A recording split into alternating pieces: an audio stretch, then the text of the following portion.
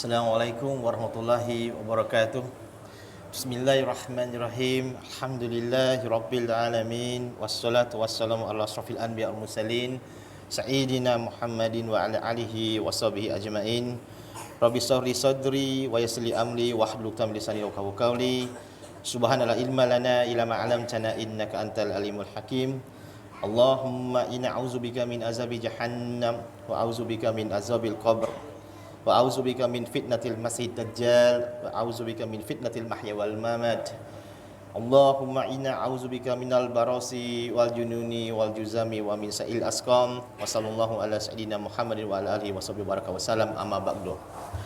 Apa khabar tuan-tuan, puan-puan semua? Syukur alhamdulillah hari ini kita masih diberi peluang untuk sama-sama solat fardu maghrib insya-Allah. Saya dijemput oleh tuan pengusi iaitu Ustaz Fakhur Razi siang tadi untuk berkongsi sedikit ilmu berkenaan dengan ambang merdeka, yang mana tuan-tuan kalau kira sini dah dekat pukul 8, 9, 8, 11, 12, lebih kurang 4 jam lagi kita nak, orang kata, ambang merdeka. Ambang tahun baru, Allahu Akbar, nak merdeka. Hari-hari merdeka, semua dah merdeka. Ni tak merdeka tak berani sini, betul tak? Tak? Okey, lepas tu pula tadi saudara MC pula dia nak suruh cerita sikit pasal saya. Kan jadi macam hijrah pula tak? Kan saya cerita pasal hijrah saya ya. Di awal-awal pengidapatan saya dalam kuliah ni lebih pada hijrah lah. Penghijrahan bagaimana saya masuk Islam di usia 18 tahun Kemudian macam mana dugaan-dugaan sepanjang saya berada di Sabah, kemudian datang ke Semenanjung. Dan itulah bila saya datang hijrah ke Semenanjung, Kuala Lumpur, di Perkim. Terus terang tuan-tuan, saya first time kenal apa itu tabligh. Sebab di Sabah ketika itu cuma ada Arkam, tidak ada tabligh. Tapi itu kita cerita lain lah, Kang, tak habis. Sebab saya lambat sampai, tuan pengusi dera saya, dia kata malam ni sampai pukul 12 tengah malam. Sebab nak sambut tahun baru. Lepas tu makan disediakan juga. Jadi tuan-tuan, marilah panggillah lagi ramai sini. Itu gurauan kita cuba kenalan je lah. Okey tuan-tuan. Okey, terima kasih juga pada tuan pengusi, tuan imam yang mengimamkan solat fardu maghrib sebentar tadi, para JK masjid, tuan-tuan, puan-puan yang sudi hadir ke sini. Ucap tahniah dan syabas pada tuan-tuan, puan-puan semua sebab dapat hadir ke masjid Kampung Sawah Sungalah ini. Saya ingat Kuala Sawah di Rantau. Sebab saya ada klien dekat Rantau, sebenarnya takut silap jalan tadi. Okey, sebab bukan senang, terutama pada saat ini, pada tahun-tahun sebelum ini, kebanyakan kita pergi mana? Ada yang kek pantai. Macam tadi pun saya sosat. Ada lagi kek pantai, siap bagi spang kat saya sebab jalan jam. Itu kesian orang-orang kita sekarang Jadi saya pun tidak banyaklah saya nak kongsi sebab pukul 12 takut nanti kalau saya kongsi pada diri saya panjang pula. Pukul 12 baru habis. Besok baru habis lah. Kan kita kiam pula dekat sini. Betul tak? Jadi saya terus kepada tajuk yang diberikan kepada saya untuk dikongsikan. Sebelum tu tuan-tuan, kita kita dapat datang masjid ni, tuan-tuan semuanya telah diberi satu nikmat. Tuan-tuan, puan-puan, muslim-muslimat di hati ayah bonda semua sebenarnya telah diberi nikmat dan sangat bertuah. Sebab tuan-tuan masih ada nikmat, ada peluang dengan umur yang diberi masih dapat datang ke masjid untuk solat sama-sama, untuk sama-sama datang ke majlis ilmu yang juga dikatakan taman-taman syurga. Ini semua jangan kata taman syurga lah tu. Setapak dua tapak lagi lah kan. Ada ustaz saya kata dekat Kampung Paya kalau nak dekat syurga, bila solat tu mai depan sikit. Dekat sikit boleh juga kata. Jadi imam lah maknanya kan. Jadi tak apa, insya-Allah lah. Jadi kenapa saya kata tuan-tuan puan-puan bertuah dan sebab ada nikmat ini, sebab saya masih ada mak, saya masih ada adik-beradik yang masih belum dapat nikmat ini dan masih belum dapat hidayah untuk masuk ke fitrah, agama fitrah ini. Jadi saya mohon tuan-tuan puan-puan nanti sama-sama mohon doakan jugalah untuk mak saya dan adik-adik saya yang lain agar mereka juga akan terbuka pintu hati mereka untuk tahu apa Islam, what is Islam. InsyaAllah hari Sabtu depan saya punya kuliah di Masjid Putra Nilai berkenaan dengan cara kita nak berdakwah kepada kaum Cina. Sebelum ni kepada masyarakat majmuk. Lagi sakit. Tapi saya kata dalam cabaran-cabaran tu bukan saya saja, dengan tuan-tuan puan-puan semua juga. Cabaran utama kita dalam kita mendakwah, membawa orang datang sini adalah diri kita dan juga orang terdekat kita. Terus terang, jangan malu. Siapa yang main masjid bawa isteri, jangan angkat tangan. Semua bawa isteri kan? Siapa yang main masjid bawa anak, Jangan angkat tangan, semua nak kan. Bukan senang, tapi orang-orang masjid kampung sawah ini semua terbaik. Punya, cap ni punya, dapat bawa sama-sama berkongsi ilmu. Datang di majlis ilmu. Ya tuan-tuan, Allah Subhanahu Wa Taala pernah berfirman kata, hendaklah kamu semua menyediakan bekalan tuan-tuan, dan sebaik-baik bekalan itu adalah takwa kepada Allah Subhanahu Wa Taala. Dan mudah-mudahan tuan-tuan puan-puan, Allah akan mematikan kita dalam keadaan kita bertakwa kepada Allah, insya-Allah tuan. Mudah-mudahan Allah akan memudahkan segala urusan kita, Allah mudahkan amal ibadah kita, Allah permudahkan kita dalam berzikir, berdoa dan juga membaca Al-Quran tuan-tuan. Allah Taala menetapkan hati kita dengan iman, insya-Allah tuan-tuan. Dan mudah-mudahan tuan-tuan puan-puan semua akan dirahmati oleh Allah Taala sekalian, dan kita bersyukur kepada Allah kerana pada malam ini kita semua dapat duduk lagi dalam majlis ilmu tuan-tuan. Dan kehadiran tuan pada malam ini sebenarnya dilihat oleh Allah. Dia melihat, Allah melihat macam mana kita habiskan masa kita, penuhkan masa kita. Jadi kita selawat dan salam kita kepada baginda Muhammad SAW beserta para sahabat baginda, tabi'in, umatnya sentiasa mengikuti ajarannya hingga kiamat, amin, tuan-tuan. Jadi alhamdulillah, syukur dan puji dipanjatkan kepada Allah Subhanahu Wa Taala, dengan izin dan inayahnya kita semua dapat datang ke sini. Semalam datang, hari datang, subuh tadi datang. Maknanya memang istiqomah lah orang kata dekat sini kan. Jemaah sini semua istiqomah, dapat datang, subuh datang, zuhur datang, asar datang, maghrib datang, isyak datang, kemudian balik. Ke tak nak balik? Kalau tak balik, tak balik. Itu kata tak balik, tak balik. Betul tak? Okey. Muslimin muslimat, tuan-tuan rahmati Allah sekalian, tuan-tuan, kita sedar tak sedar, tinggal lagi beberapa jam kita bakal melangkah masuk ke 1 tahun baru Masihi. Masihi ya. Yang sebelum ni kita hijrah Masihi. Kalau kita pergi pada hijrah pula dah 1444. Ya, kalau kita campur dengan umur Nabi baginda ketika itu 63, maknanya dah almost 1497. Kalau kita ambil, ada satu buku kitab daripada Ustaz Muhammad Joy, 1500 akan kiamat. Maka dah lagi 3 tahun. Tuan-tuan puan-puan, yakin ke tidak selepas saat ini, selepas malam ini, tuan-tuan dapat jumpa lagi tak kawan-kawan duduk sebelah tuan-tuan? Confident ke tidak?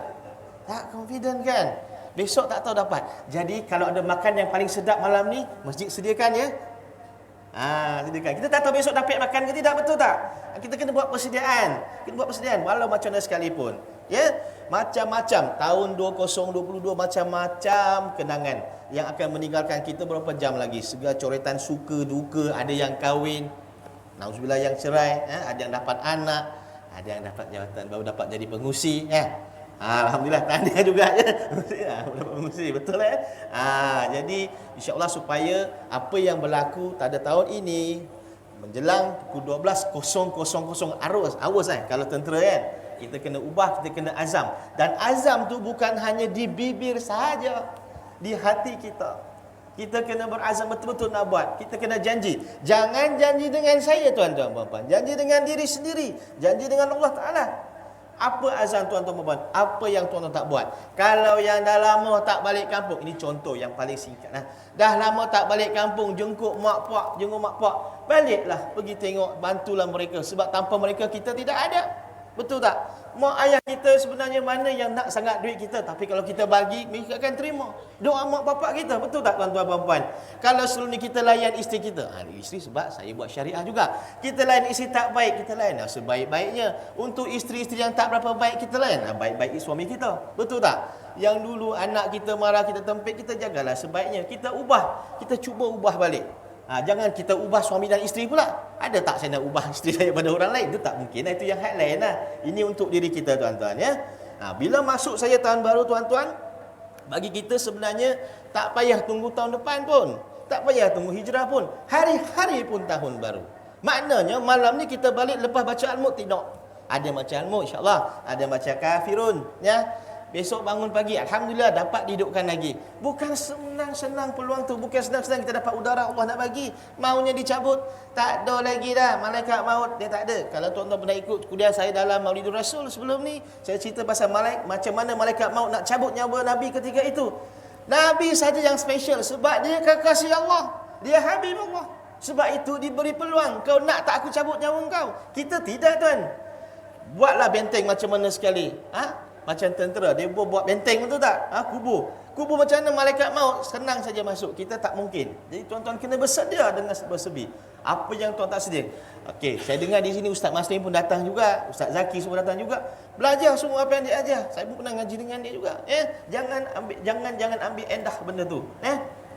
Kalau ada peluang yang sebelum ni kita tak pandai, teruskan saja belajar. Di masjid kami ada juga orang yang senior, yang otai, masih merangkap, masih belajar. Jangan malu. Saya yakin di masjid ini pun quite bagus jugalah aktivitinya. InsyaAllah kita penuhkan kita punya aktiviti itu dengan ikut syariat, konsep syariat Islam, tuan-tuan, puan-puan. Ya. Bila, okey, maksud saya, bila mati pun, ajal maut kita tidak tahu. Dia tak kira waktu. Mungkin malam ni, mungkin sekejap ni. Jadi saya takut. Takut saya tak sempat minum. Saya minta izin minum dulu. Kotlah tak tempat minum, mati je. Bismillahirrahmanirrahim. Bismillah. Alhamdulillah. Alhamdulillah. Minum dulu. Tuan-tuan nak minum tak? Minum tak apalah. Okey, sama ada tahun hijrah maupun tahun Masihi, kita setiap hari kita kena lalui dengan penuh azam, penuh kesungguhan, penuh muhasabah diri untuk memperbaiki diri kita, tuan-tuan. Mengislahkan diri kita ke arah yang lebih baik daripada sebelum ini. Tak kiralah sebagai kita pemimpin ke, sebagai pengusi ke, sebagai suami, sebagai suami, sebagai isteri sekalipun, sebagai anak, sebagai masyarakat semua, kan? Yang penting kita kena pasang niat itu hari ini untuk jadi yang lebih baik daripada sebelum ni. Kalau rasa tahun ni yang sebelum pukul 12 ni dah cukup baik, tambah lagi baik. Betul tak? Sebab itu kita ada A++. Betul tak? Jadi jangan orang kata jangan orang kata senang saja menerima. Oh, dah cukup dah tu, tak perlu nak tambah-tambah lagi. Ilmu tu kita kena sentiasa tambah dan tambah dan tambah dan tambah. Sebab itu dalam iklan dia berkata dan lagi dan lagi dan lagi dan lagi. Betul tak? Jadi tuan-tuan kena faham semua tu. Ya, azam juga tuan-tuan dia memerlukan satu perancangan yang teliti, ibarat kita ni ingin bertempur dalam peperangan. Jika ini pun manusia gagal atau lalai untuk merancang, dia mungkin akan buntu dan tewas dalam berperang. Sebagai contohlah, saya selalu ingatkan diri saya, na'udzubillah. Saya selalu ingatkan, atau tuan-tuan tanya diri tuan sendiri, ada tak pernah terlintas dalam solat maghrib tadi, kita tak isyak lagi kan? Solat maghrib tadi, ini cara saya nak fokus apa yang kiai saya jalan, nak fokus dalam solat kita. Salah satu cara dia. Dalam solat kita tadi, solat maghrib, ada tak tuan-tuan, puan-puan, adik-adik semua terfikir, mengandaikan bahawa maghrib ini adalah maghrib terakhir tuan-tuan, puan-puan? Pernah terfikir tak? Kalau tuan-tuan pernah terfikir sedemikian, tuan-tuan akan fokus dan pastikan buat sebaik mungkin dalam solat fardu, tuan-tuan. Pernah terfikir tak? Kita cuba. Itu salah satu kita nak ubah diri kita. Sebab kita tak tahu. Kejap lagi pergi tandas jatuh pingsan, kita tak tahu. Betul tak? Kita tak tahu benda tu. Now, dalam pada setiap kehidupan kita, tuan-tuan puan-puan, saya yakin baik saya, tuan-tuan, semua pun akan diuji. Akan diuji. Jadi tapi dalam doa kita, tuan-tuan, seringkali salah satu yang banyak kita minta adalah apa? Dalam doa kita. Kita minta Allah Subhanahu Wa Taala bagi kita apa? Supaya umur kita panjang, betul tak? Tapi kita minta panjang tu sebab apa? Sebab nak keseronokan ke? Sebab nak pergi kerja ke? Sebab nak cari harta dunia ke? Ataupun sebab apa? Atau sebab kita rasa ilmu kita tak cukup lagi. Ini nak masuk tahun depan ni. Tahun depan, persediaan tuan-tuan untuk Ramadan tahun depan, confirm ke akan sampai? Confirm akan sampai Ramadan tahun depan. Bulan 3 ya tak? Ke bulan 10? Bulan 3 tak? Bulan 3. Ada apa persediaan tuan-tuan? Betul tak? Ini memang biasa tuan-tuan. Mana pun tuan-tuan puan-puan, orang akan sebut tahun baru hijrah ke, Masihi ke, sampai dia doa, dia minta panjang umur. Selamat panjang umur. Sering kali diungkap benda ni. Betul tak? Setiap kali. Dalam kita punya lagu birthday pun, kita punya ni, lagu lama zaman piramid. Allah selamatkan kamu. Allah selamatkan kamu. Tapi bukan Ismail Raja lah. Itu pun untuk umur panjang, betul tak? Even dalam doa kita pun kita minta umur panjang, betul tak? Tuan-tuan sedar tak bahawa dunia ni tuan-tuan, orang yang paling bertua sekali adalah siapa? Saya nampak ramai orang bertua dekat sini. Tuan-tuan tahu tak siapa yang bertua? Jangan terasa kalau saya kata. Orang yang bertua adalah orang yang Allah kurniakan umur yang panjang. merupakan orang yang paling bertuah dalam dunia ini, tuan-tuan. Allah kurniakan dia suatu umur yang panjang, tapi adakah setakat umur panjang saja? Kita kena tahu juga. Adakah setakat umur panjang saja? Jadi tuan-tuan, dalam sebentar jadi tuan-tuan, dalam satu hadis tuan-tuan, dalam satu hadis Nabi Muhammad pernah bersabda ketika mana baginda telah ditanya, saya terus translate sajalah. Ya Rasulullah, manusia yang paling bagus siapa? Sahabat bertanya. Kemudian dia tanya, manusia yang selalu payung makan ke? Yang selalu belanja makan? Dia masuk paling bagus tak? Tak. Jawab Nabi apa? Man tolak umruhu wa hasunna amalhu. Maksudnya, kalau dia ni berumur sangat pun, tapi ketaatan dia kepada Allah Ta'ala tak ada, apa guna umur yang panjang? Sunnah dia tidak dijalankan, hanya setakat umur saja. Betul tak? Jadi apa satu lagi? Manusia yang paling panjang umur, tapi sepanjang umur dia dipenuhi dengan kerosakan yang dimusnahkan orang. Itu tak guna juga. Ada tak orang macam ni? Sepanjang umur Nabi sebut manusia yang paling bagus adalah orang yang paling panjang umur, dan Nabi juga sebut sepanjang-panjang umurnya itu dipenuhi dengan amal-amal soleh. Apa maksudnya? Maknanya di sini kalau dia berumur sangat pun, macam tuan-tuan yang berumur ni masih datang, itu pun salah satu amalan juga, betul tak? Walaupun tidak bagi sumbangan, maksudnya berkuliah, musim ilmu, tapi datang amalan. Itu pun salah satu juga yang baik. Selanjutnya sahabat bertanya lagi, Rasulullah, manusia yang paling teruk, yang umur panjang tapi menyusahkan orang, yang tak berguna pada bangsa, tak guna pada agama. Apa guna umur dia panjang? Betul tak? Ada tak orang macam ni di sini? Bukan di masjid inilah, di dunia inilah, ya? Betul tak? Sebab tu tuan-tuan, kita doalah kepada tuan-tuan, doa umur kita Allah Ta'ala bagi kita yang insya-Allah masuk tahun 2023 nanti, selagi beberapa jam ni, agar ini dipenuhi dengan amal-amal soleh. Bukan hanya setakat ya Allah panjangkan umur aku untuk tahun depan ni. Sama juga masa kita doa hujung tahun dan tahun baru kan, masa hijrah tu kan, kita minta apa? Takkan minta umur yang panjang saja. Kita mintalah dengan umur yang dikurniakan kepada Allah itu, kita isikan dengan amal-amal soleh supaya ini menjadi bekalan. Kan saya kata di awal-awal tadi, bekalan. Hendaklah kamu semua menyediakan bekalan, dan sebaik-baik bekalan itu adalah takwa kepada Allah Subhanahu Wa Taala. Apa lagi bekalan yang tuan nak? Apa lagi bekalan yang tuan nak? Tuan-tuan kena faham semua ni. Usia alam ini tuan-tuan sebenarnya sudah cukup lama. Berapa lama usia tu hanya Allah saja yang tahu. Pada mulanya Allah Subhanahu Wa Taala saja yang wujud dan tidak ada permulaan bagi wujud. Kemudian Allah dia cipta makhluk-makhluk yang terawal, iaitu Arash dan Al-Qalam. Macam mana tu? Yang ni maksudnya sebelum ni, jadi kita kena ingatlah, kalau sebelum ni tuan-tuan kita azamlah, sebelum ni kita kurang bersedekah, kita sedekahlah. Kalau kita ada salah silap, kita minta maaf dengan orang lain, kita cuba jangan ulangi lagi. Kita macam saya kata tadi, kita jangan mudah puas hati dengan amal yang kita buat. Sebab kita tidak tahu, dengan amal yang kita buat, tiba-tiba kita terbuat satu yang silap, kena tarik balik, tersangkut, tergantung, terutama tang hutang. Tak? Macam-macam amalan kita buat, tapi sebab ada hutang tak settle, betul tak? Kalau ada kekurangan dalam beribadah yang wajib tu, kita tambah-tambahlah. Ini pun sebagai peringatan pada diri saya juga, sebab kadang-kadang saya sibuk, saya tak ada masa. Saya berkuliah kadang-kadang nak dekat seminggu, tapi masa saya dengan orang rumah pula kurang, merajuk juga orang rumah saya. Itu pun satu penayaan juga dia kan. Jadi kita kena pandai isi masa kita. Kita ada me time dia panggil. Apa? Bukan makan mi. Orang rumah saya kata me time. Dia kena ada masa dengan dia juga. Ya tuan-tuan, faham, kita akan ambil masa situ.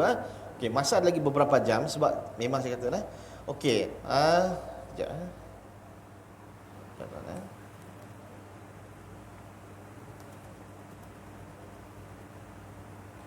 Okey, selain tu apa yang kita kena jaga pula? Kalau khutbah Jumaat, khatib mengatakan pada Jumaat baru-baru ni, sebab saya tak ada dekat sini, saya dekat Ipoh, tapi saya tahulah isi kandungan dia berkisahkan pasal penjagaan aurat. Macam mana perempuan menjaga aurat perempuan? Bukan perempuan saja, suami kadang-kadang pakai seluar pendek je kan. Itu yang dibaca oleh khatib pada minggu ni kan. kita kena fikir juga apa yang maksud saya, apa yang kita buat sebelum ni pada tahun ni yang tidak baik, kita cuba perbaikinya, malah jangan diulangi, sebabnya kita kena ubah. Segala apa yang berlaku ni tuan-tuan puan-puan, Allah Maha mengetahui tuan-tuan. Ada perkara yang dirahsiakan dari pengetahuan manusia. Ada perkara yang dirahsiakan. Apa rahsia tu tuan-tuan? Nak tahu tak rahsia tu? Saya minum dulu. Ya, bismillah. Jalan jauh. Bismillah.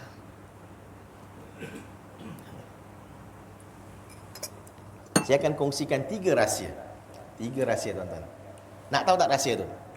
Rahsia yang pertama adalah rahsia Allah pada jodoh kita. Tidak ada siapa pun tahu siapakah, dari manakah, tinggi mana, rendah mana jodoh kita. Tak ada siapa juga boleh tentukan siapa jodoh kita. Mak pak kita kah? Kadang-kadang ada yang dia disuruh siap-siapkan. Tapi kalau tak jodoh juga, cerai juga, betul tak? Na'udzubillah kan? Kita tidak tahu itu jodoh kita. Ianya telah ditetapkan oleh Allah Subhanahu Wa Taala tuan-tuan. Tak gunalah kita nak fikir dalam-dalam, boleh tak aku kahwin dengan Nora Danish? Konon lah, macam saya sebab minat dia.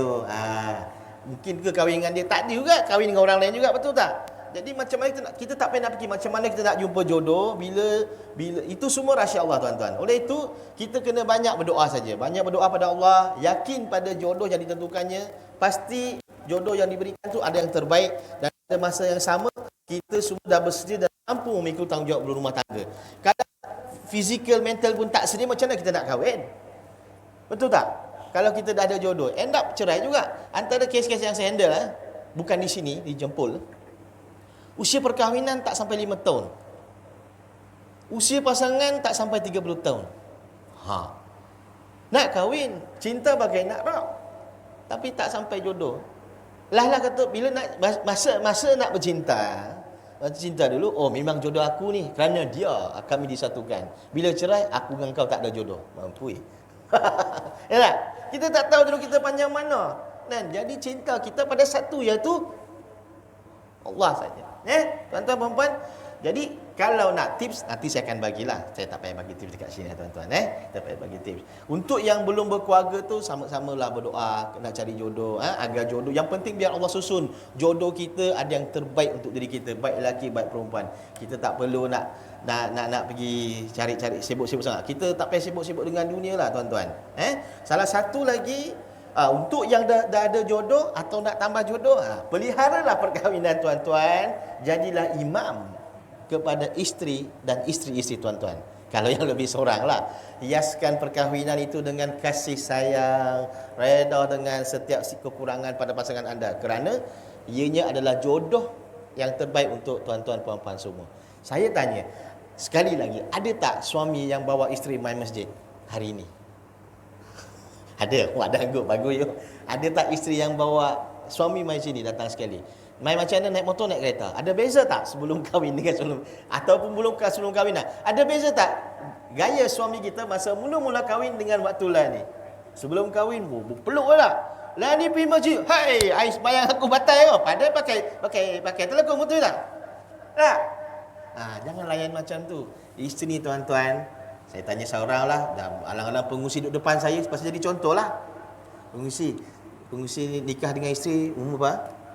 Masa pengusi nikah dengan isteri, orang rumah umur berapa? 29 tahun isteri pengusi dijaga oleh mak pak dia, ditatang, dibela. Tak kenal pun saudara Fakur Haji Fakur Razi ni. Sanggup bagi kahwin dekat anak dia. Sebab apa?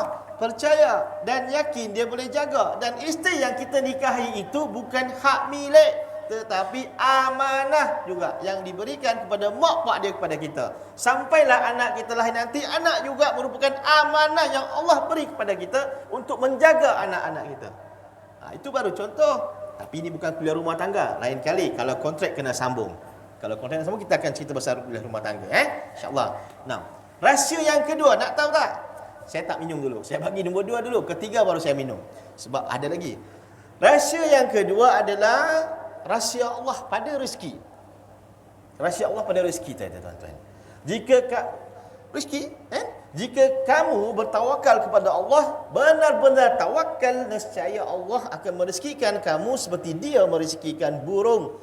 Burung keluar pagi dalam keadaan yang lapar, kemudian pulang petang dalam keadaan yang kenyang. Ini dalam riwayat Ahmad Tirmizi, yang sahih ya. Rezeki pun tuan-tuan adalah antara rezeki yang ditutup serapat-rapatnya tuan-tuan. Tuan-tuan puan-puan perasan tak? Perasan tak? Atau ada tak tuan-tuan pernah melalui situasi sedemikian ketika mana dalam masa tuan-tuan puan-puan menjalani kehidupan seharian, pernah tak terfikir yang ada orang yang cacat badan dia dan juga diri dia. Maknanya dia kurang upaya, tapi dia mampu membina empire yang besar dan jadi kaya raya. Pernah tak terfikir? Dia cacat, dia kurang upaya, tapi dia boleh jadi orang kaya raya. Ada orang tu usaha 1 hari saja, tapi esok dah berjaya. Tapi kita dah buat macam-macam usaha, sampai sekarang belum berjaya lagi. Pernah tak terfikir? Dia copet je kan? Lagi ada orang belajar main-main je. Tapi setiap kali result keluar, periksa keluar, dia yang paling gempak. Flying colours dia keluar. Punya hebat. Kita ni duk mentelaah mengasih mana apa benda, maaf cakap tu bangang apa baca. Sama cakap tak boleh baca kan? Itu. Jadi kita kena faham tau. Belajar pagi, siang, malam, petang, tapi result biasa-biasa je. Letih baca berpuluh-puluh. Faham tak lekat? Itu kenapa tak? Ada orang ni kerja gila-gila. Gila-gila bukan gila-gila kerja orang gila. Maksudnya kerja kuat lah, kerja kuat. Tapi taraf hidup dia sampai lah ni masih lagi sama. Bukanlah kata semerkin, tapi tak ada kemajuan. Sebab apa? Masih ditakut lama. Tak naik pangkat, tak naik gaji. Pernah tak terfikir? Itu semua rezeki tu tuan-tuan. Kita tengok. Sebab saya pernah, even dalam saya mengendalikan kasus pula lah Indonesia. Dalam saya mengendalikan kes-kes juga tuan-tuan, paling saya agak tertekan bila klien bertanya, tuan, boleh menang tak kes ni? Macam mana kita nak pastikan boleh menang ke tidak kes tu? Saya kata, kami dah usaha, selainnya hang kena doa lah. Hang kena doa jugalah. Kita pergi ke penjara Tom Yang sebelum ni. Even yang non-Muslim pun dah tahu dah. Yalah, kena doa dengan Tuhan Allah lah. Tuhan Allah. Itu sebutan dia lah kan. Kita tak boleh nak salahkan dia lah. Mereka dah percaya. Maknanya, dalam pada peguam dia usaha, dia kena usaha juga dengan bantuan Allah. Kalau tidaknya Allah bantu kita, kita tak mungkin datang sini. Kalau tidak Allah bagi saya kuasa deria untuk bercakap, tak mungkin saya boleh bercakap. Kalau tidak kuasa Allah berikan tuan-tuan pun pinggul untuk duduk, tak mungkin tuan dapat duduk, puan-puan dapat duduk. Betul tak? Kalau Allah Ta'ala tidak bagi tuan-tuan puan-puan kaki untuk bergerak, tidak mungkin boleh sampai ke sini. Betul tak? Itu semua rezeki Allah. Tapi macam mana kita membalasnya?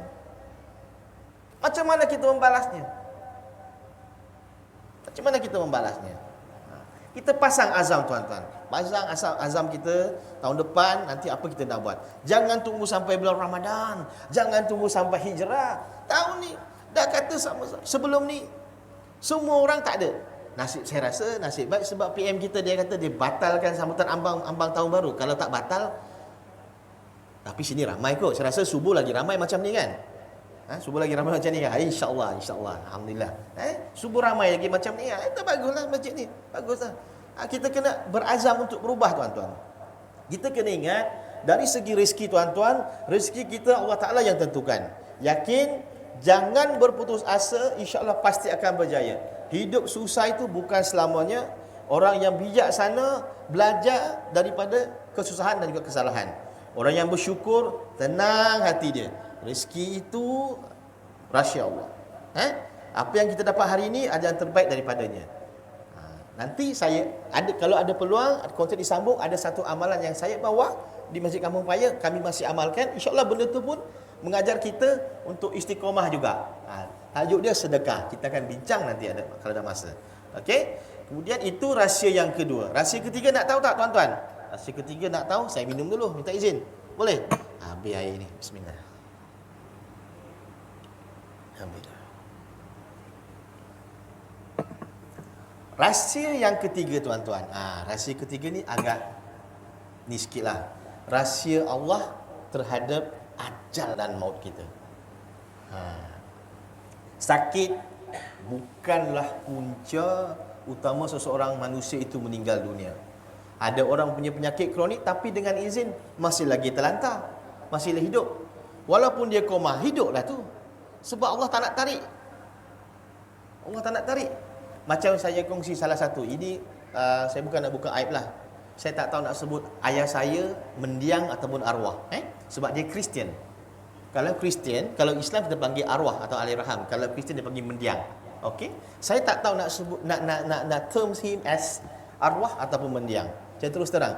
Mungkin mak saya tengok live, saya tak tahu sebab mereka sambut Christmas. Saya tak apalah. Saya bincang sebelum beliau meninggal, beliau kena mild stroke dan memang stroke pun sampai koma, tak boleh berfikir, oksigen dah ni, tengok dia punya x-ray pun. The next day tu mak saya telefon, dia kata doktor minta izin untuk masukkan oksigen. Dia dah tak tahu nak bernafas dah. Otak ada tapi tak tahu dia buat apa. Dia duduk terlantak rupanya dah 2 minggu, mak saya tak nak bagi tahu. So lagi seminggu nak pergi tu mak saya telefon. Dia kata pagi tu lah doktor cakap nak bagi masuk oksigen. Nak bagi oksigen, saya kata okeylah, benarkan. So next day saya nak balik. Saya tak ada duit. Terus terang tak ada duit. Haji tahu saya tak ada duit masa tu. Saya ada duit nak balik. Okey. Saya bagi tahu dekat bos saya kata saya nak balik. Dia kata tak apalah, hampir balik. Dia tengok saya ambil tiket yang paling murah hari Jumaat. Hari Jumaat saya ambil tiket paling murah. Bila bos tengok, asal tak balik lagi. Saya kata, alamak. Tiket paling murah hari Jumaat, padahal duit tak ada. Saya plan balik Jumaat, pegang hari Jumaat. So bos diam-diam bagi tahu dengan SU dia, pergi beli untuk Syafiq je lah. Pergi beli untuk Syafiq. Dia belikan tiket. So saya dapatlah balik petang tu juga. Petang tu juga saya balik. Sebelum tu sebab saya kenal Donna. Donna adalah Puan Donna adalah adik kakak kepada Ustaz Don Daniel. Saya rujuk dengan dia, macam mana nak buat, ayah aku ni bukan Islam, aku ada tak nak doa untuk dia? Tak apa, kau doa lah untuk dia supaya dia sebut, dia mengucap apa semua. Saya ada satu app lah, saya baca, saya pegang lah. So hari Selasa petang tu saya balik. Next 4 jam, dalam pukul 11 malam lah saya sampai. Saya terus direct langsung tu teruslah, tak ada mana-mana, terus ke hospital. Saya pegang apa Ustaz Don bagi tahu dengan kawan-kawan sahabat-sahabat yang lain, bagi dengar aja dia mengucap. Demi Allah tuan-tuan, dalam tempoh 2 minggu ayah saya admitted koma, tidak ada reaksi. Kita cakap pun dia tak dengar. Saya datang masa tu, saya bagi dengar ngaji, saya panggil dia jadilah, jadi dengarlah ni, belajarlah mengucap. Demi Allah saya kata tuan. Yang pertama, jari dia bergerak. Yang kedua, air mata mengalir. Adik, saya cakap daddy, cubalah mengucaplah. Saya nak ajar dia, tapi dia tak boleh bercakap. Saya nak ajar dia. Okey. Tapi kita tak tahu dia mengucap ke tidak. Sepanjang masa tu, daripada tengah malam Selasa sampailah hari Jumaat, duk bagi pagi petang bagi je. Asyik itulah bergerak, tapi tak tahu apa maksud tindak balas tersebut. The next day sampailah hari Jumaat. Jumaat di Sabah, dia solat Jumaat awal. Pukul 12 suku 2.30 dah habis dah. Kakak saya yang seorang ni, dia hampir-hampir masuk Islam. Sebelum ni lah, kisah lama lah. Dan lepas solat Jumaat tu saya main balik masjid, main balik hospital. Doktor cakap dia dah tak boleh dah, kami nak guna apa nama yang alat tu, nak bagi macam kotak iron tu kan, nak bagi bernafas tu kan. Okey, bagilah, buatlah. Tak lama, tak sampai setengah jam macam tu, kakak saya orang pertama, dia kata, aku terhidu bau kapur barus lah. Orang Kristian mana ada guna kapur barus? Yang terkejut, apa benda ni kapur barus lah, dia kata macam. Tak lama lepas tu doktor cakap, I'm sorry, we have done everything, we can't save your father, he's passed away. Habis macam tu, meninggal. Tak buat apa. So apa yang saya nak kongsikan dekat sini adalah masa orang Kristian nak kebumikan, mereka tidak terus. Kalau kita Islam, sebelumnya kita simpan awal kan. Orang Kedah cakap simpan, nak ke bumi lah secepat mungkin, jangan tangguh-tangguh. Mereka tak, dia ada last respect. Dia nak tunggu lagi. Nak tunggu lagi. So adik-beradik belah ayah saya ni, ada geng father, ada geng pastor. So mereka macam ada buat jamuan lah, minum-minum, nak orang kata perkhidmatan terakhir dia. Jadi kita tak nak buang masa tu. Rupa-rupanya sebelum meninggal, sebelum dah macam cerita lama-lama lah, ayah saya pernah cakap kalau dia meninggal, dia nak dikebumikan di KK.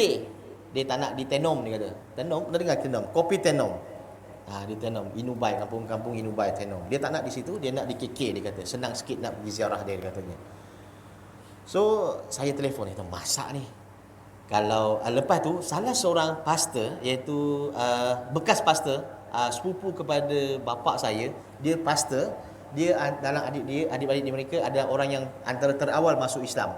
Sebab tu bila dia tahu saya convert, dia tak ada masalah, dia tak terkejut pun.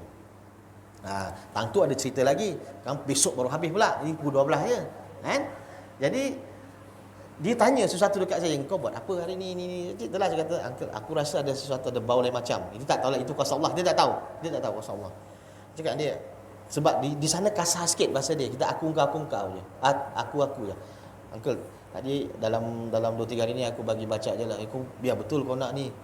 Islam tu tahu." Yalah orang sana kan, Islam tu tahu. Confident je. Dia kata, "Aku pun tak berani nak cakap betul ke tak Islam." Saya call lah bos saya call member ustaz. Dia kata, "Tak apalah, awak sebagai seorang anak dah cuba sedaya upaya untuk ajar dia. Jadi keadaan yang jari dia bergerak dengan air mata tu terpulang. Kalau betul lah itu sebagai satu tanda dia mengucap, tak kira macam mana sekali dia dikebumikan, yang penting itu urusan dia dengan Allah." Itu sajalah. Itu salah satu yang inilah. Jadi saya pun tak berani nak cakap, sebab masa tu kes yang di Perak tu tengah hot lagi tu, yang India masuk Islam tu kan, sampai nak buka gali kubur lagi kan. Itu yang leceh tu. Kita tak nak je, end up dia dikebumikan di KK. Dan saya pun senyap macam tu je lah. Itu saya kata saya tak boleh nak term. Jadi tuan-tuan, itu saya kata tadi, tuan-tuan puan-puan masih berpeluang. Kalau ada ayah, adik-adik semua yang ada ayah, jagalah ayah kita, mak kita. Jagalah mereka. Kalau tak ada mereka, kita tak ada dekat sini. Saya pun tak tahu kenapa saya boleh kongsi pasal ayah saya tadi. Kita pergi mana sebenarnya tadi ya? Ya Allah, hai. Okey, pasal ajal. Pasal ajal sebenarnya. Pasal ajal. Okey. Maksud saya kata, kita tak tahu orang meninggal ni bila-bila masa dengan izin. Kadang-kadang macam saya kata tadi lah, ayah saya dia koma berapa lama? Umur dia masa tu about 60 plus lah, selepas pencen. 60 tahun. Ada kawan-kawan kita umur 40 dah meninggal tak? Macam saya 43. Nak bagi tahu umur sebenarnya. Kok malam ni meninggal, kira meninggal muda lah juga tu. Kita peringat betul tak? Tapi kita biasa dengar dan baca orang yang sihat wafat ni tiba-tiba meninggal dalam tidur. Ada juga tu tak? Jadi ada orang yang bermain bola sepak tiba-tiba meninggal. Sahabat kami di di padang bola itu tengah main bola tiba-tiba meninggal, orang MPPD sebelum ni. Yang masih muda, masih kecil pun meninggal dunia. Jadi jangan terlalu yakin yang tuan-tuan puan-puan akan hidup lagi untuk satu saat selepas ini. Kerana maut itu tidak akan terlambat, tidak akan tercepat walau satu saat. Semuanya yang hidup pasti akan merasai mati. Kita tidak tahu bila. Kita tidak tahu bila kita akan mati. Azan pukul 8.20. Azan 8.20 lah. Insya 8.30. Nanti bunyi kita bagi azan Jadi hidup dan mati itu adalah rahsia Allah Subhanahu Wa Taala. Kita kena ingat, selagi tuan-tuan puan-puan masih hidup, berusahalah untuk menjaga kesihatan. Bukan sahaja kesihatan, sebab dengan kenapa kita perlukan kesihatan, kita perlukan umur yang panjang. Sebab dengan kesihatan, dengan umur yang panjanglah kita ada peluang untuk beribadah. Kalau kita tak sihat, apa kita buat? Sakit je dia fikirnya. Sakit je dia fikir, tambahlah sakit. Cuba fikir sehat. Betul tak? Sakit dia fikir memang sakit lah. Macam mana kita nak beribadah kalau kita sakit? Jadi kalau kita ada umur panjang, kita sehat, kita sentiasa beribadah. Jangan lupa, itu saja janji kita pada Allah. Kadang-kadang dalam doa saya selalu cakap, Alhamdulillah, hari ni dapat solat maghrib.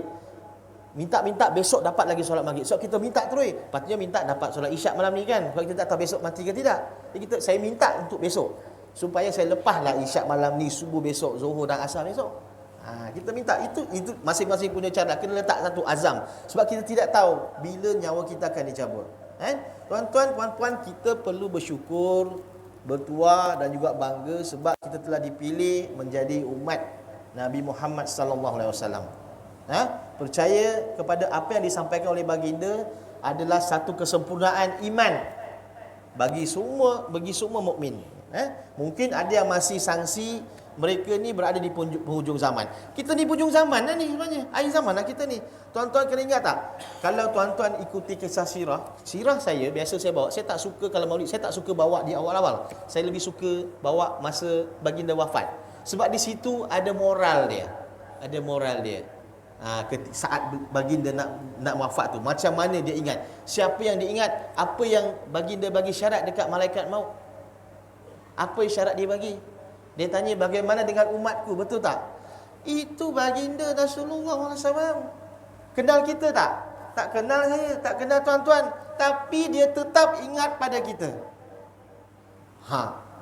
Kita ni ingat tak pada dia? Ingat. Kita ingat masa solat Jumaat. Kita ingat masa Ramadan. Kita selawat pada dia. Kita ingat masa hijrah. Kita ingat masa Isra' Mi'raj.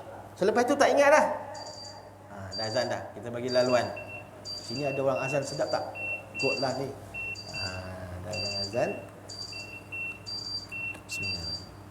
Tuan. Baik tuan-tuan, kita sambung sikit lagi ya. Tuan-tuan, macam saya kata tadi, rahsia Allah berkenaan dengan ajal dan maut.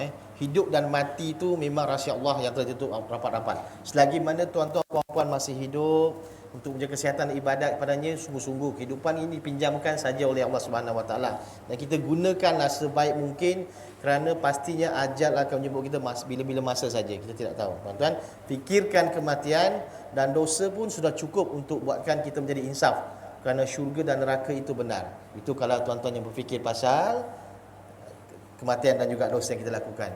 Tuan-tuan, macam saya kata tadi, kita kena bersyukur dan bangga apabila kita dipilih oleh Allah sebab menjadi umat Nabi Muhammad.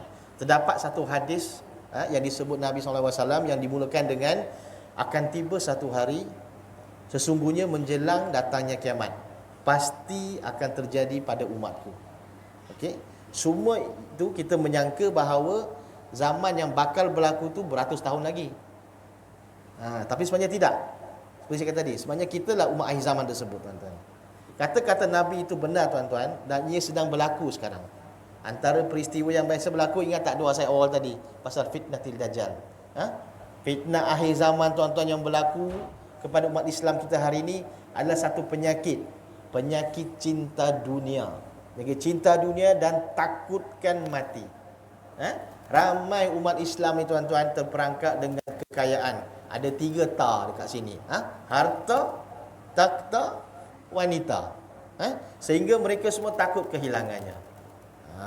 Sebuah hadis lagi, tuan-tuan, daripada Sauban, Rasulullah SAW bersabda yang bermaksud akan tiba masanya umat, yakni manusia yang merujuk kepada Yahudi, Nasrani, yang ramai akan mengiringi kalian seperti orang-orang yang mengerumuni jamuan hidangannya, macam nak makan. Maka ada seorang bertanya, apakah kerana sedikitnya bilangan kami, kaum muslimin? Dan baginda menjawab apa? Bahkan ramai, tetapi mereka, umat Islam pada itu, ibarat buih-buih air di lautan. Sungguh Allah mencabut rasa takut daripada dada musuh kamu dan mendapatkan penyakit akhwan. Jadi apakah penyakit al-akhwan itu, tuan-tuan? Al-akhwan, cinta dunia dan takutkan mati. Itulah penyakit dia. Cintakan dunia dan takutkan mati. Selain itu, tuan-tuan, ajaran Islam akan menjadi asing atau dianggap tidak sesuai lagi dengan zaman kalau kita tidak menjaga betul-betul. Asing itu bermaksud Islam tidak dikenali. Bahkan pengikut umat Islam adalah agama yang punya ramai pengikutnya. Di Malaysia saja berapa ramai orang Islam. Negara kita, dia majmuk kan. Kita ada bangsa, kita ada agama yang had lain kan. Kalau di Indonesia berapa ramai, Nusantara berapa ramai. Tapi tuan-tuan lahir sebagai Islam. Islam yang mana satu? Islam agama ke? Islam keturunan ke? Jadi macam mana kita nak jaga? Kalaupun kata keturunan, macam mana kita nak jaga Islam ni? Kita kena sentiasa praktikan, bukan saja kita, pada anak kita. Sebagai contoh kan, tuan-tuan, kita biasa dengarlah. Maaf cakap, ini pun sebagai diri, untuk peringatan pada diri saya. Ada satu hadis mengatakan, apabila meninggalnya umatku itu, ada 3 je yang ditinggalkannya. Apa dia, tuan-tuan? Kalau ingat, mari kita checklist. Nombor pertama apa dia? Itu last. Okey, cantik. Boleh, betul, tak apa. It's good try. Baguslah tu. Anak soleh ada. Yang 2, amalan. Lagi, jariah dia kan. Kita ambil yang hak nombor 3 tadi, yang dibagi nombor 1 pada abang ni tadi. Tak apa. Boleh lah tu. Betul lah tu, tak salah. Yang penting berani cuba kan. Dia kata doa anak-anak yang soleh. Kalau kita tak jaga anak kita, macam mana nak jadi anak soleh? Di sini, jangan kata di masjid saya, di sini. Tuan-tuan mungkin lagi tahu, kalau katakan ada berlaku kematian, siapa duduk depan baca? Imam ke? Anak dia ke? Kalau meninggal tu pak dia, siapa mandikan? Anak-anak dia ke? AJK masjid ke? Itu yang kita kena ubah, tuan-tuan. Itu kita kena ubah. Sebaiknya anak kita lah sendiri buat, betul tak? Sebaiknya takkan kita nak minta orang lagi. Melainkan kita anak cik yatim. Cik yatim. Betul tak? Melainkan kita nak cik yatim. Kalau kita minta tolong, tak ada orang tolong kita. Betul tak? Itu kena faham, tuan-tuan. Kalau ada, macam saya kata, ada yang kita tak buat sebelum ni, Malah tak payah tunggulah lagi berapa jam ni, tak payah tunggu. Kita kena azam, kita kena ajar semua. Biar kita punya umat di sini, anak karya masjid ini semua yang pandai, yang tahu apa mereka perlu buat. Kalau meninggal siapa nak ni, tak perlu nak imam, kesian imam kita, pengusi kita nak jaga lagi. Nah, kesian. Kita kena semua tahu masing-masing punya tugas. Ini bukan nak buka aib, saya pun dengar daripada dengar juga, tapi yang cerita ni bukan orang calang-calang tahu. Berlaku di masjid kami. Mungkin pengusi kenal kok imam kami. Siapa tahu nama imam kami? Imam satu, Tuan Haji Zulkarnain. Ada satu hamba Allah ni, puak dia meninggal. Pelang kelibuk. Kami baru habis kuliah. Masa dah habis lah. Jom kita balik. Boleh terus ya? Boleh terus tak? Boleh terus kaya. Puak dia meninggal. Kami baru habis kuliah. Anak dia mai. Saya tak nak sebut nama. Dah meninggal dah pun. Dia sebut. Dia kata, Assalamualaikum, saya nak jumpa Imam Zul. Nak tahlilkan arwah ayah. Imam Zul duduk sebelah kami. Tuan-tuan. Macam mana tu? Jangan datang masjid hanya masa nak kahwinnya, cari pengusi, cari imam. Lepas tu tak main dah. Kita kena ubah semua tu. Nasihat. Betul tak? Kalau tak setuju, saya balik. Setuju tak, tuan? Betul tak? Ini memang berlaku sekarang ni. Memang berlaku. Memang ke-12 ni habis ni. Masak. Jadi, selain tu, itu saya kata, jangan jadikan Islam sebagai asing yang kita tak tahu. Hanya lahir sebagai Islam saja. Kita kena tahu. Saya pun bukanlah pandai sangat, tapi dalam masa sama kita tengok, kita nampak benda tu. Agak pelik. Macam saya, antara yang terawal, masa saya main, saya pindah tahun 2000, saya duduk Bandar Sembang Selatan. Lepas itu, lepas 8 bulan, saya duduk Ceras, Sungai Besi. Stesen terakhir Seri Petaling. Itu yang first time saya tahu pasal tabligh tu. Tapi tuan-tuan, that was tak sampai setahun saya masuk Islam. Sampai setahun. Saya just kongsi Ini yang seronok ni kan. Daripada kita pergi pantai, ada makan kan? Ada. Ada dari risau. Daripada kita pergi pantai, okey. Di antara tahu saya terkejut. Saya kata tadi, saya di Sabah cuma ada arkam, tak ada tabligh. Saya boleh cakap bahasa Cina, saya faham bahasa Cina. Saya punya stesen, saya naik stesen Sungai Besi. Okey, masa nak balik tu kan kita tukar star. Kan kita tukar interchange di Chang Shaolin kan. Chang Shaolin daripada Masjid Jamek nak menuju hujung sekali kan, Seri Petaling betul tak? So interchange di Chang Shaolin. So ada satu grup masuk, satu coach dengan kami, satu gerabak. So masa saya tu ada geng-geng Cina. Saya tak kenal pun, tapi dia pun duk cakap Cina, saya faham lah sikit. So satu grup yang masuk ni, maaf cakap Ustaz, geng-geng tabligh. Saya pun ketika itu ada satu impression yang tak baik. Sebab kali pertama saya jumpa orang tabligh. Pakaian mereka, maaf cakap, lusuh. Celak. Saya tak tahu masa tu, saya tak tahu. Macam tak tahu urus. Maaf cakap tahu, demi Allah tahu, minta maaf tuan. Tak tahu urus. Bukan saya nak orang kata nak pelik, tetapi macam mana? Saya pun terkejut. Apatah lagi orang Cina yang memang tak nak. Yang memang tak suka Islam. Saya translate kata, apa benda lah orang Islam ni, bau busuk. Saya translate lah ni dalam bahasa Cina. Busuklah badan, rambut panjang tak terurus. Dia pun sampai cakap macam tu. Jadi kita tak nak agama kita ni sampai dipandang sesuatu yang tak elok pada orang asing ataupun orang yang bukan Islam. Kita tak nak benda tu berlaku. Kita kena ajar mereka. Kita ajar mereka macam mana mengenali Islam. Tabligh bukan tak baik. Dia mengajar kita juga. Kan? Tapi yang tu tabligh tu nanti akan cerita lain lah. Saya bukan kata nak kupas pasal tabligh lah. Tuan-tuan, cuma maksud saya jangan jadikan agama Islam tu sebagai sesuatu yang asing untuk generasi muda, generasi yang akan datang, tuan-tuan. Bahkan jangan sampai Islam tak dikenali di negara kita. Jadi kita jangan cerita pasal globalisasi. Kita cerita tempat kita dulu. Cabaran kita. Boleh tak? Mungkin tuan pengurusi boleh cadang ke? Mulai besok pagi kita tengok. Ada tak setiap jemaah main berdua? Tak kira dengan wife atau dengan isteri. Kawan tak main. Kalau dia boleh bawa main orang asing yang boleh kenal Islam, lagi baik. Itu antara cadangan saya lah untuk masjid kami lah. Saya akan cadangkan ke situ juga. Itu cabaran kita. Kita buat azam tu. Jadi nanti saya akan cek. Sebenarnya saya nak cek tu sebab apa? Sebab nak sambung kontrak lah. Kononnya supaya saya tahu ada ke tak. Sebenarnya itu cara. Maksud saya Tak kisahlah saya ke orang lain ke, kita bawalah siapa-siapa. Itu salah satu kita cabar diri kita, macam mana kita nak menegakkan agama kita, macam mana kita nak kenalkan. Kadang-kadang tuan-tuan, dalam soalan-soalan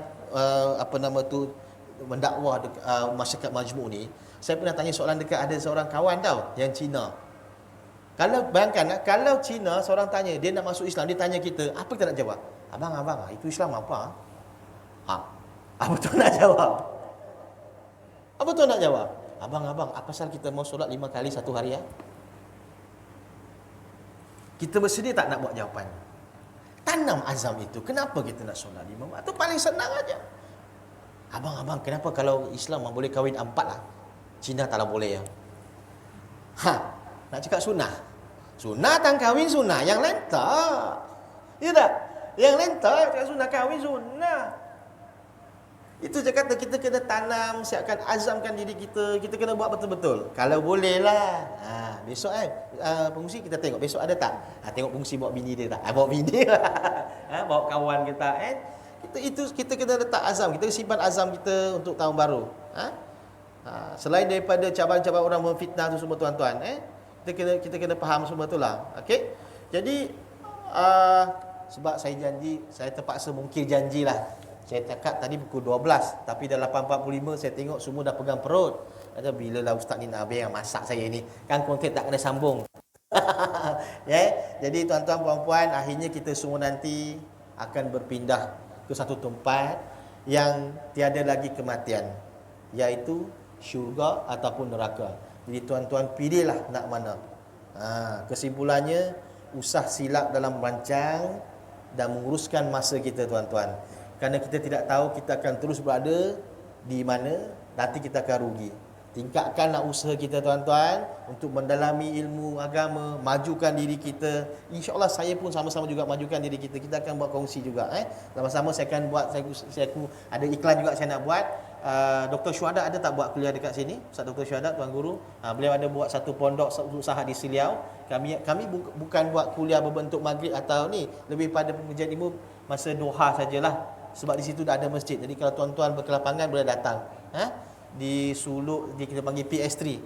Pondok Suluk Sahak Seliau, dia panggil PS3. Kalau berkelapangan nak mulai bulan 8 hari bulan ni dah mula ada kelas lah kan tuan-tuan. Jadi tuan-tuan, kita tingkatkan usaha kita untuk majukan diri kita dengan pelbagai ilmu, khususnya ilmu akhirat tuan-tuan. Usaha untuk kita jadikan diri kita, jangan jadikan diri kita sebagai alasan kita tidak tahu, tak tahu ngaji, tak mau datang. Jangan jadikan alasan. Kita kena kekalkan momentum kita. Kalau tuan-tuan sebelum ni, tahun ni, belum tahun lepas lagi, tahun ni kita dah berjaya melepasi halangan, hurdles. Kita ambil satu bulan je lah, hurdles untuk Ramadan. Kita dah berjaya melepasi puasa tersebut sampai kita hari raya. Jadi tahun depan ada lagi hurdles tu. Kita kena kekalkan momentum tersebut. Jangan ada pula yang sakit, aku tak boleh puasa tahun depan. Jangan macam tu. Ini bulan 3 ni, sekejap je ni. Kita kena letak azam tersebut tuan-tuan. Kita kena kekal sehingga garisan penamat. Kalau boleh kita letak garisan penamat sampai tahun 2023 punya akhir sekali. Kita akan dipanggil lambat. Kita kena kekalkan kita momentum. Jangan sesekali kita tertinggal, kita terlucut. Tuan-tuan puan-puan, janganlah ambil enteng. InsyaAllah dekat sini saya yakin tuan pengungsi telah pun sediakan macam-macam program-program dan juga majlis ilmu. Datanglah, janganlah kita pilih-pilih mana-mana ustaz.